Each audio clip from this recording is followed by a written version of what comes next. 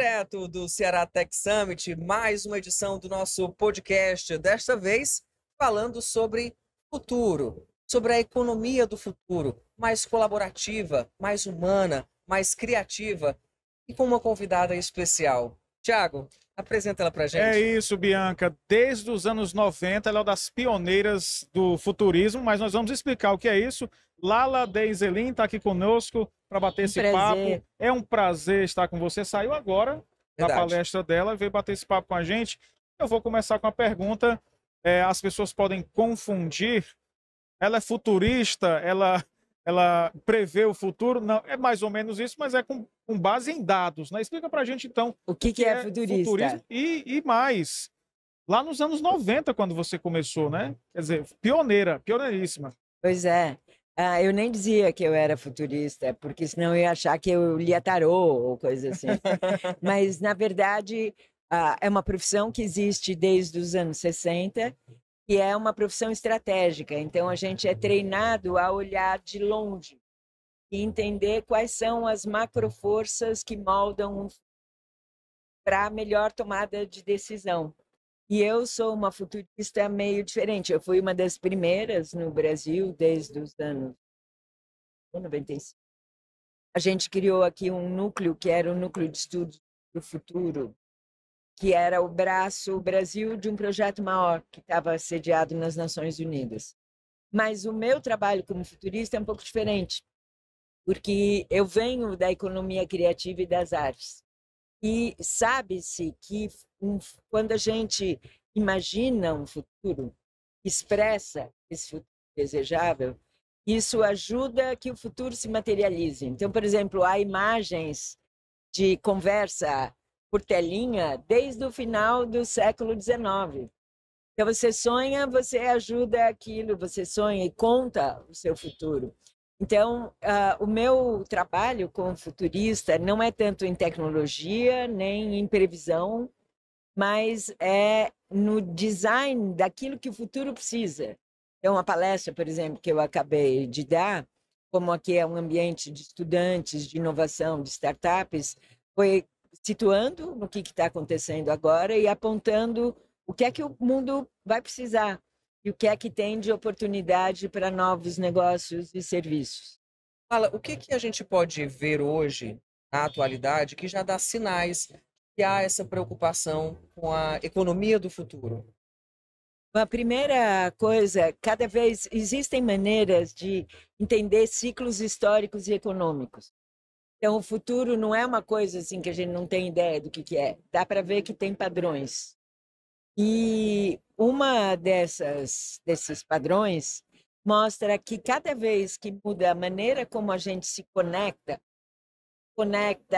fisicamente, conecta inteligência, conecta a circulação de produtos e bens, cada vez que isso muda muito, muda a economia política. A última vez que mudou muito foi no período das navegações, onde o mundo foi integrado, e aí a gente passou de uma economia de monopólio à base de escravos para a indústria, e de um modelo político de monarquia para a república. Agora o mundo mudou de novo. O mundo é em rede. Nós estamos passando por essa transformação agora. Estamos, exatamente. E nós estamos agora mesmo. Este ano foi o ano em que se consolida uma mudança que dava para perceber que ia acontecer. Faz 15 anos que eu digo, vai ter mudança econômica e política. E está acontecendo. Então, tem uma mudança para um eixo geopolítico global organizado, tem uma mudança na economia com novas formas de economia. Você tem recurso, não é mais só moeda. Você tem as criptomoedas, você tem moedas como crédito de carbono, você tem uma infinidade. A economia vai mudar muito. Isso foi pensado lá atrás por outros futuristas.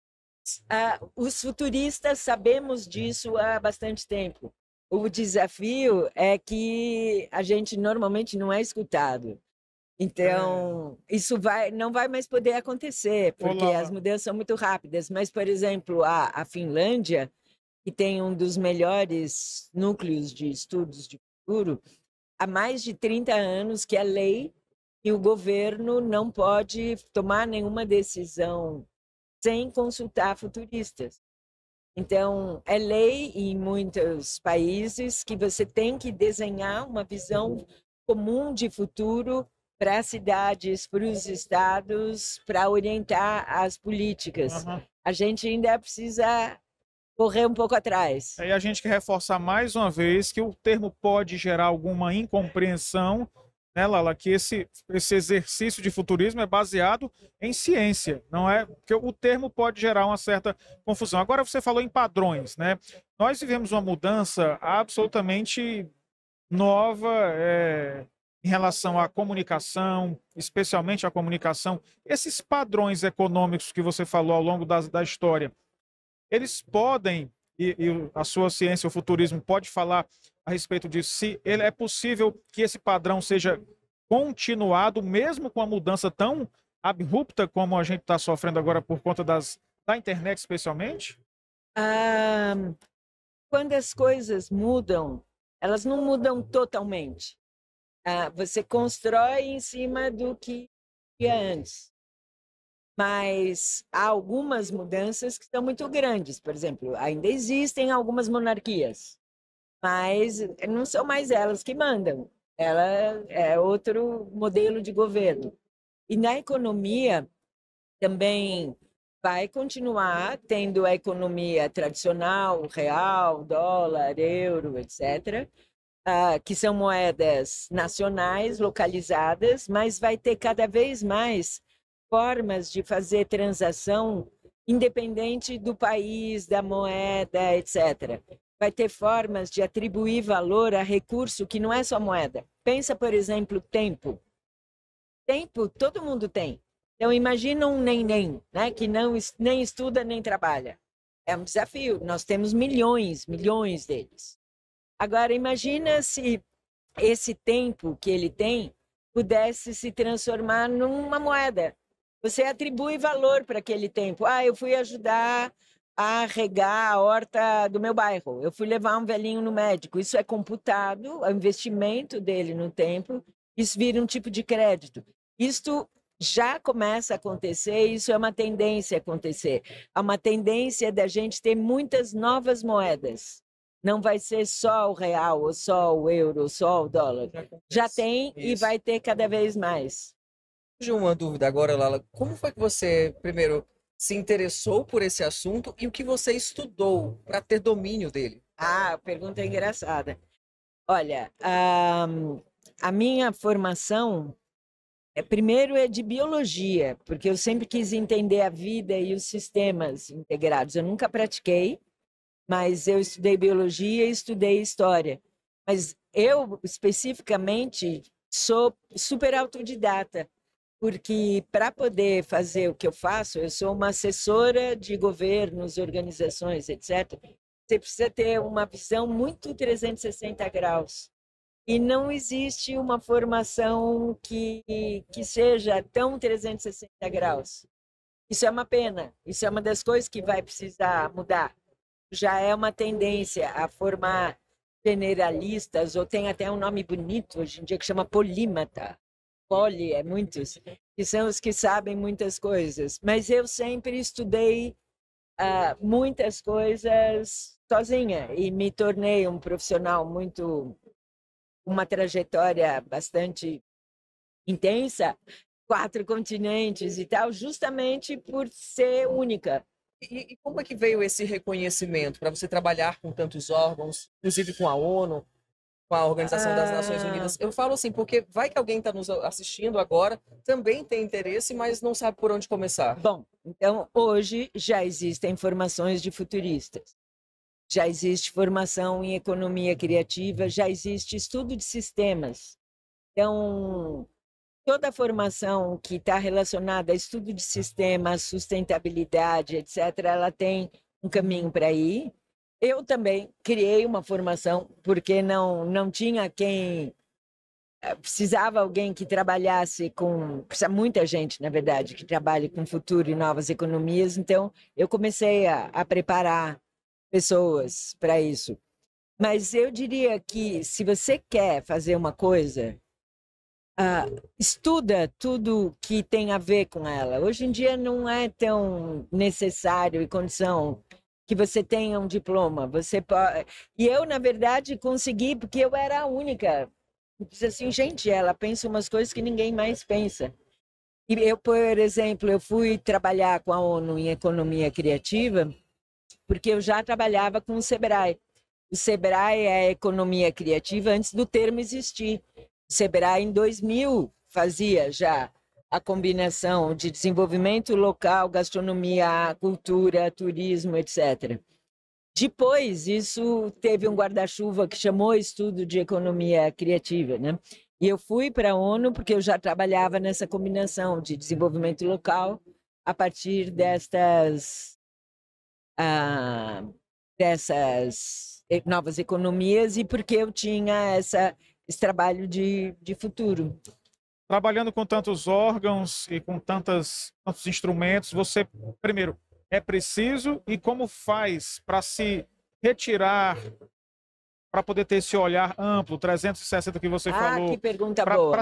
Para não se inserir. Boa. Muito boa. Primeira coisa, recomendação para todo mundo que nos assiste. Existe já tecnologia, recurso, pessoas, tempo, tudo para resolver a maior parte dos problemas que a gente tem. Está todo mundo desesperado, achando que não tem futuro, que a gente vai voar pelos ares e tal. Calma, gente. Existe solução para tudo. Só que a gente não sabe. Então, a gente precisaria parar o máximo que der de só se alimentar de más notícias, sabe? E procurar se informar das soluções existentes, porque elas já existem. A segunda, então, a primeira coisa é se informe sobre as soluções já existentes, porque elas existem. Segunda coisa, a gente precisa, o grande treinamento do futurista é ele sair do ruído. Todo mundo está falando de uma coisa, você olha para o outro lado. Você meio que olha de longe. Sabe quando você olha do avião, você consegue ver o todo? Você precisa desenvolver essa capacidade de olhar de longe e de olhar de uma forma integrada. Não dá para olhar só um pedacinho. Você precisa compreender a interdependência. Uma questão econômica só se resolve com educação. Educação depende de ter tecnologia para isso. Você precisa ir entendendo as coisas. É um exercício de difícil, integrada. eu imagino, né? Sim e não. Porque uma vez que você começa, por exemplo, eu desenvolvi um método para isso simples, porque eu tinha que trabalhar com artesão analfabeto no território e alto escalão de governo. E como é que acontecia isso? Eu falei, bom, para eu entender tudo, eu precisaria, como se fosse uma bússola. Porque uma bússola cabe todo o espaço lá dentro, não cabe? E são só 4 pontos. Então, eu falei, os antigos, como é que eles faziam para compreender as coisas? Eles trabalhavam com 4 elementos. Então, eu queria uma espécie de bússola, que são 4 dimensões. As 3 que já se trabalha na sustentabilidade, o ambiental, o social e o financeiro, e a 4ª é a cultural. Então, quando você olha o aspecto cultural, o aspecto ambiental, o aspecto social, o aspecto financeiro, você consegue ter essa visão sistêmica. Bianca, só para vou fazer aqui a pergunta, deixa eu somar os 2 PIBs que eu estou imaginando aqui, dá uns 40 trilhões de dólares. Acho que é o valor da pergunta. Ao longo da história, a gente viu o padrão de ascensão, manutenção e declínio de vários impérios. Isso o pessoal comenta muito, né? A gente está vendo, nesse momento, esse padrão se repetir, e eu me refiro, obviamente, às 2 forças mundiais, Estados Unidos e China. Isso está acontecendo mesmo? Vai acontecer essa troca de hegemonia, ou a hegemonia não é mais possível no mundo globalizado que a gente vive? A mudança já aconteceu, este ano ela se consolidou. Ainda, assim, acho que a partir desse ano, essa mudança de eixo da Europa e Estados Unidos para o sul global já aconteceu. Depois vai ser um tempo de adaptação, de consolidação, mas eu não acho, eu acho que o interessante desse tempo é que pela primeira vez a gente evolui, né?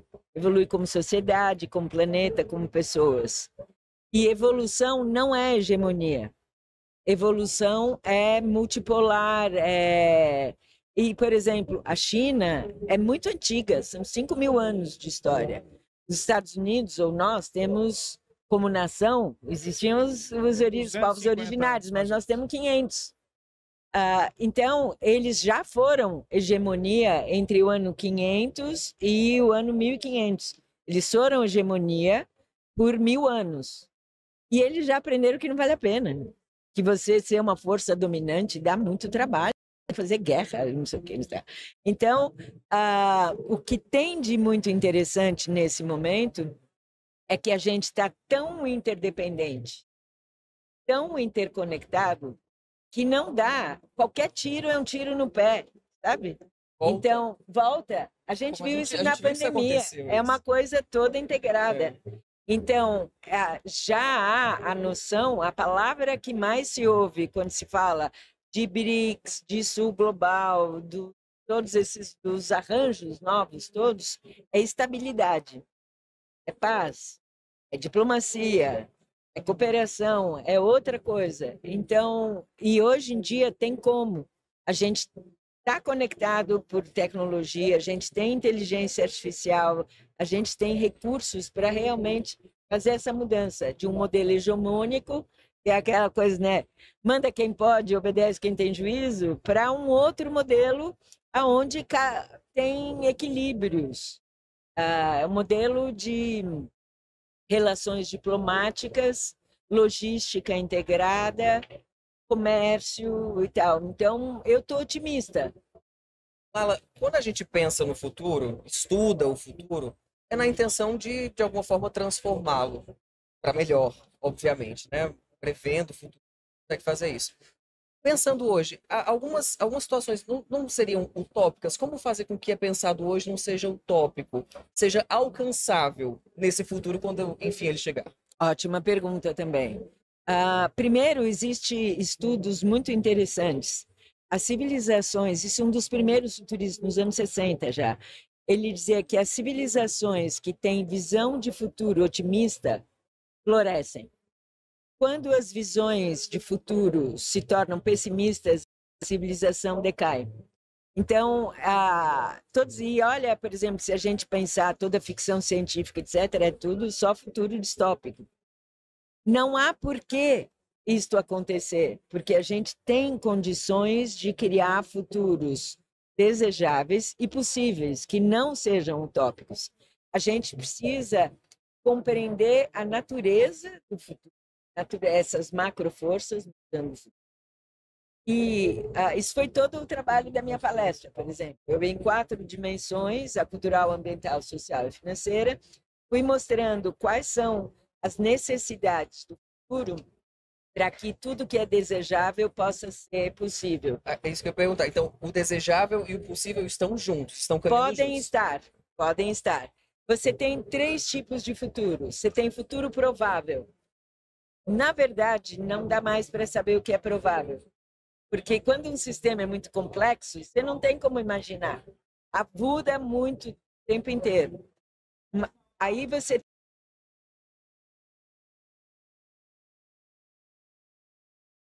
quando você sabe o que você deseja, pessoalmente, profissionalmente, uma cidade, um território que realmente diz o que a gente quer, é uma pergunta que a gente nunca se faz. A gente fala o que a gente não quer. Não queremos aquecimento, não queremos isso, não queremos, mas o que a gente quer? Quando você sabe o que é desejável, você pode ir atrás do necessário para que ele seja possível. Então, há muito mais coisa que é possível, mesmo que improvável, sabe? Possível e provável não são sinônimos. O campo do possível é muito maior do que o campo do provável. E, inclusive, convido quem está assistindo a fazer um exercício. Imagina um futuro provável, que a gente acha que vai acontecer. Meu Deus, que desafio, guerra, aquecimento. Aí você imagina o desejável. O que podia ser desejável se realmente a gente saísse dominação para outro modelo? Se o nosso provável for igual ao desejável, por exemplo, o teu provável é igual ao teu desejável? Algumas vezes sim. Mas nesse momento, pensando do ponto de Sim. vista global, porque em geral o que a gente acha provável não é o que a gente quer.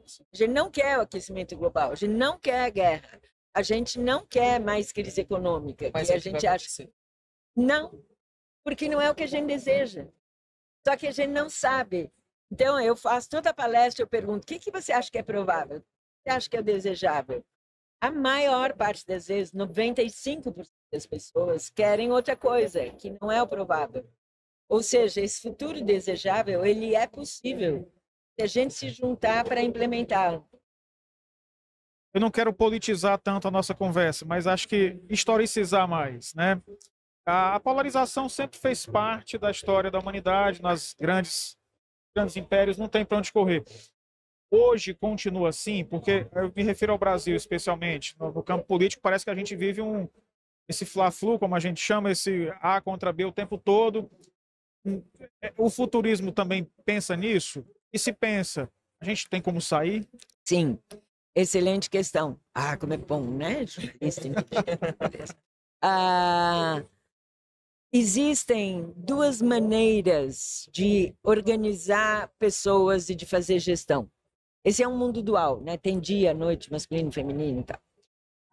Tem duas maneiras. Essas maneiras, elas têm características mais centralizadas, mais de controle, ou características mais descentralizadas, de cocriação. Eu vi um livro durante a pandemia que tinha um nome muito bom, que ele foi justamente estudar isso. Ele foi estudar as redes e os poderes centralizados. Esse livro chama A Torre e a Praça. É de um historiador. Eu adoro as dicas de livros. Pois Você é. anotando. Aí, eu vi esse nome e falei, gente, é muito bom, porque em vez de pensar modelos distribuídos, modelos centralizados, é complicado, mas fala Torre e a Praça. Se a gente for olhar a polarização que a gente tem, é porque tem gente que acha que o importante é a praça. O importante são as pessoas, a diversidade, a cocriação, o processo, as relações e tal. Tem gente que acha que o importante é a torre, a eficiência, a tecnologia, os dados, a centralização e tal. Quando, na verdade, importantes são os dois. Não vive sem o Não outro, tem, são um não vive sem complementares. o outro. É como então a torre é como se é um eixo, é como um tronco numa árvore. Você não consegue ter uma árvore sem tronco, mas você também não consegue ter uma árvore sem folhas, que é essa diversidade. Então, no momento, seria muito importante se eu tivesse um gênio da lâmpada para pedir, o que eu pediria seria uma educação, games, brincadeiras, o que fosse, que ajudasse a gente a tirar as lentes ideológicas e enxergar o funcionamento das coisas. Porque aí a gente vai ver que aquilo que a gente acha que é oposto é complemento. Porque você pega governo, tem um diz assim, você dá muita atenção à diversidade, às pessoas, tal. O outro diz, mas você só presta atenção na macroeconomia, não sei o quê. É verdade. São coisas que as duas são necessárias. Então, o jeito de lidar com a polarização é entendendo a função de cada coisa e percebendo que não é oposto, é complemento. Me lembrei do Frederic Martel e no livro Mainstream, ele faz uma pergunta, né? Será que os Estados Unidos descobriram a fórmula mágica que conquista as pessoas e por isso eles têm esse domínio cultural no mundo inteiro que você já pontuou aqui que pode isso está mudando, o chamado soft power, né? O que é agora o próximo soft power ou a próxima conquista que alguma... Você falou que isso não vai mais ter essa hegemonia, né? Mas alguém ainda pode ter esse poder sutil de conquistar? Essa mesma torre-praça, essa mesma se complementariedade, muito, né? Ela está em poder do hard e das hard tecnologias e o soft das relações, da cultura, etc. Cada ciclo de poder tem consigo uma narrativa, como você falou, um soft power. Houve um momento em que os Estados Unidos, ou antes disso a Europa, tinha essa narrativa que encantava. Agora já não tem mais. A China Ela, por exemplo, ela tem planejamento estratégico de 1.000 anos dividido em 100, dividido em 5. Eu tive a ocasião de trabalhar bastante na China nos anos que eu trabalhei com a ONU e também no Núcleo de Estudos do Futuro a gente tinha parceria com o Japão, a China e a Holanda. E a China tem como a chave do avanço da China é o soft power. Ela, em 88, faz um plano de inovação, só que esse plano de inovação não é de inovação só hard, não é de inovação de coisas, de tecnologia, é inovação em educação, em diplomacia, etc. Então, eu tenho a impressão que o soft power dessa nova etapa que a gente está começando, a narrativa está centrada em multipolaridade, em colaboração, em paz, em integração de logística, integração de moedas, em tudo aquilo que eu sintetizo tudo isso em tudo que é colaboração, convergência, coordenação, cooperação, etc. E eu acho que a gente já presta atenção. Antes a gente falava China e todo mundo se arrepiava. Agora, olha, que a gente já vê as crianças na creche e diz, nossa, não é que elas estão aprendendo a plantar, não sei o quê. Funcionam. Então a gente precisa tirar as lentes ideológicas de dizer, ditadura comunista, e dizer, peraí, será que tem outra coisa aí acontecendo? Porque não enquadra mais nos carimbões, assim, isso é uma ditadura comunista. Não, é outra coisa. Mas ainda é uma sociedade controlada. Sim. E o Ocidente não aceita exatamente pelos seus próprios valores. Porque tem muito foco, é muito praça. O Ocidente é muito foco no... Isso tem um dos padrões que é cíclicos, que isso foi estudado por dois caras, que chamam Strauss e Hall, que criaram os ciclos das gerações, sabe? Os baby boomers, eles viram que tem uma oscilação, como se fossem as 4 estações, e que tem uma pulsação entre momentos mais centralizados, onde o Estado é mais presente, mais forte, e momentos mais distribuídos, aonde o foco é no individual e no coletivo. Só que agora, eu acho que a gente pode chegar, não mais num fla-flu, mas ter maneiras locais, diversas, singulares, que respeitam o indivíduo, etc., de operar, e ter uma coordenação global com o auxílio de tecnologia para as questões que afetam o coletivo. Porque tem algumas coisas que não tem como resolver sem pulso firme. A questão, por exemplo, do desafio climático não é uma opção pessoal. Não dá para dizer eu, pessoa, não quero, ou eu, empresa, ou eu, meu município. Não tem como não querer, é uma questão que afeta o coletivo. Então, algumas coisas vão precisar de pulso e centralização, outras podem acontecer de forma mais diversa. Eu ficaria conversando com ela aqui até. E nós ainda temos um tempinho. Mas eu também, viu? Uma delícia. Suas perguntas, uau! Quando a gente fala sobre essa questão dos ciclos, são ondas, essa variação acontece em ondas e em linha reta, ou em ciclos de fato. Então, o que está aqui embaixo, daqui a pouco vai subir mais uma vez. Acontece em ciclos, como as 4 estações, e acontece um pouco assim, sabe? Em espirais que vão abrindo. A gente nunca volta para o mesmo ponto, mas tem coisas que se repetem. Por exemplo, a cada 500 anos tem uma volta a modelos mais cooperativos, porque você tem períodos que são de mais extração, como aconteceu agora. Parece uma forma de sustentabilidade, né? Da vida mesmo que inconsciente. Exatamente. Volta a acontecer para isso. Aí você tem momentos em que tudo se concentra, momento que tem umas pulsações, assim. Verdade. Mas nunca volta igual. E agora a gente tem uma coisa que nunca teve. A gente tem um outro mundo. Além do mundo biológico e físico, a gente tem esse mundo digital. Esse mundo digital, ele é desmaterializado e por isso ele consegue estar em todos os lugares ao mesmo tempo e tal. Então isso, se bem usado, Não está sendo. Mas se, por enquanto, mas se bem usado, isso pode trazer enormes potenciais de criação de uma coisa mais harmônica. E se a gente olhar, a gente tende a ter medo do futuro, mas se a gente pensa na vida dos nossos avós e bisavós, nós Lala, mulheres, melhor né? agora. Imagina. Muito A melhor. nossa Lala Melhora. Denzelien está conversando conosco aqui, é futurista, e o papo tá ótimo. Bianca, eu tenho um aqui mais profundo ainda, Lala, me Vai. permita. A gente tem alguns autocratas hoje no mundo. E eu me lembro muito do, acho que é o mais clássico, Júlio César, que recebeu o título de ditador por 6 meses, depois por 2 anos, depois por 10 anos, e tornou-se imperador de Roma, o primeiro. E o seu nome virou título.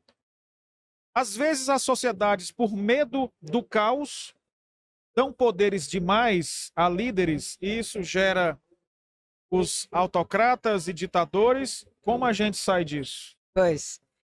Excelente formulação. A gente sai disso com, primeiro, informação de que esses autocratas acabam causando mais problema do que solução. E segundo, com desenvolvimento humano. Porque quando você é criança e você acha que você não é capaz de cuidar de si mesmo, você delega o poder para alguém. Seu pai, seu professor, o padre, o que for. À medida que a gente vai evoluindo, a gente vai passando a delegar poder e a acreditar em instituições e não em pessoas. Então, à medida que a sociedade evolui, ela deixa de acreditar em pessoas e passa a acreditar em organizações. Mas isso depende de narrativa. Então, o trabalho que vocês fazem, por exemplo, é fundamental, porque se a gente não contar isso, se a gente não contar novas histórias, etc., isso não vai mudar. Então, eu acho que teria um trabalho muito grande de artivistas, de arte porque a arte é a única capaz de mostrar mundos que ainda não existem. Então, que mostrem os benefícios de... Os titãs já dizem, né? A gente não quer só comida, a gente quer comida, diversão e arte. Então, é necessário que esse estudo do futuro, vamos colocar como estudo, mas pensar no futuro, seja da sociedade como um todo e não restrito a um grupo pequeno. Claro, são as pessoas que vão conduzir, mas como levar? Certíssimo. Como levar? Primeira coisa, tem um movimento internacional que chama Teach the Future, Ensine o Futuro. Então, o futuro tinha que estar nas escolas. A gente só aprende a partir do passado e não poderia, teria que aprender a partir do futuro. Depois, isso deveria ser matéria sempre. E dentro de organizações, não tem como não ter uma parte de futuro. Todo mundo deveria estar. E a gente também, como indivíduo, deveria cuidar de dizer, peraí, eu estou me alimentando só de informação e dados do passado, ou eu estou treinando o meu olhar para ver o que pode acontecer, o que eu quero que aconteça. A primeira coisa é uma pergunta, que é o que é que a gente deseja? Porque se a gente não sabe o que deseja, aí que sim os autocratas mandam, porque eu não sei escolher, não sei o que eu quero, nunca pensei nisso, então alguém vai resolver por mim, mas não, cada um tem que saber. Eu lembro eu fiz parte da organização, teve um evento de pensar Rio Mais 20 em 2000, que foi em 2012, né? Éramos 100 e tantas organizações e de todas elas, 3 pessoas, umas 120 pessoas, só 3 dizendo, e se a gente focasse não no que a gente não quer, mas no que a gente quer, a gente vamos ser proativos, dizendo, não dizer assim, não queremos isso, não queremos aquilo e tal. E, então se faz essa pergunta, isso que eu estou fazendo, eu estou sendo reativo e dizendo que eu não quero, ou eu estou sendo criativo, que se eu sou criativo, eu posso ser proativo, que é a segunda etapa, e realmente implementar. Maravilhoso. Bom demais. Muito bom o papo. Lala, obrigado por ter Eu queria ficar aqui. Nossa, ficado que assim, delícia, que posto um privilégio. pouco do seu tempo aqui com a gente. Imagino que você deve estar cansada já tem uma rotina. Estou nutrida pela inteligência de vocês. Mas então, Lala, pensando no futuro, Você ainda vai fazer no pergunta, futuro ele não vai hoje, parar o hoje, que é que você não. vai aproveitar em Fortaleza? Já deu tempo conhecer a cidade, uma volta? Ou o voo já Nunca tá... tem tempo suficiente. Você conhecia Fortaleza já? Já Uma vim coisa algumas vezes, porque Já andou na Fortaleza é um beira-mar? polo de inovação, né? Então, mas nunca o suficiente. Mas andou na beira-mar? Sim, Ah, tem que andar na beira-mar, é nosso cartão postal. Obrigado demais, Lala. Ceará tem visão de futuro total. Mudou. Assim. Para acompanhar mais você, quem gostou dessa conversa aqui? Se você quiser me achar, você põe Lala Futuro no Google, você chega até mim. E não tem rede Mas social? Tenho, e tem um canal do YouTube e tenho um site, porque eu acho que site vai resistir ao tempo, então eu continuo tendo site Vai estar no com futuro. conteúdos, porque ali dá para ter coisa mais aprofundada do que nas redes sociais. Muito obrigada mais uma vez. Boa estadia aqui na nossa cidade. Volte sempre. Muito obrigada. Titi, obrigada. Deixa eu só mostrar aqui, Posso? tá? Ó, Mari, dá para pegar aqui, ó. Já vou seguir. Tá aqui, ó. Quem quiser ver, Ela vai colocar. ela vai colocar. aí. Tá vendo já, ó? Quem tá vendo aqui já deu. Tem uma Já comunidade. tô seguindo. Dá para entrar. Se Ó. você entrar no meu site, tem uma comunidade que chama Crie Futuros. Você se inscreve e aí você recebe informação sobre as atividades. De vez em quando a gente faz encontros e tal. Muito obrigado. isso. Foi um Eu prazer que conversar com agradeço. você. Valeu, E a gente. você também. Muito obrigada. Tchau, tchau.